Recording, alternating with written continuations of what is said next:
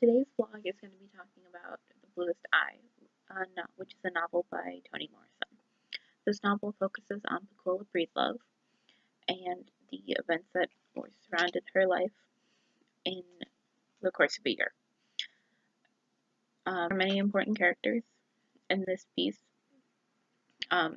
especially her parents, Pauline and Charlie Breedlove, who really set the tone for what happens to Pecola and how she deals with the aftermath. And the one sentence I'm going to be focusing on particular today is from the section that focuses on Mrs. Breedlove, Pauline Breedlove's biography, and it's from the very end of page 126 and the beginning of 127, and it says, holding Charlie as a model of sin and failure, she wore him like a crown of thorns, and her children like a cross. And it's through the use of the Christian imagery and the tone of the sentence, the reader is able to understand Pauline Breedlove's life.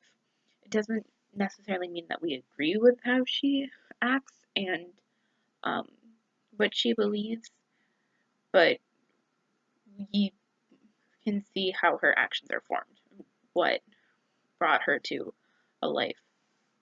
living her life like this. So the tone of the sentence is very sympathetic and has this like sorrow almost to it. Like you feel sorry for her that she has to like deal with all these she feels that she's burdened with the problems of Charlie's problems and her kids and everything like that. And if you just have this one sentence, you feel sorry for her, but in the larger context, it's something that she bears too. It's something that like she's a part of too, that she is a part of the pain that is created. And you can see that she does have a way out, but she chooses not to use it to break out of this eroded relationship and family. And the context of this passage deals a lot with Pauline's biography and her narrative too, and so she tries to have a life that is like the church ladies that she out that way, and so she instead just lets the relationships in her family between like her and Charlie and her and Pecola and so forth just break down basically, and just allows it for it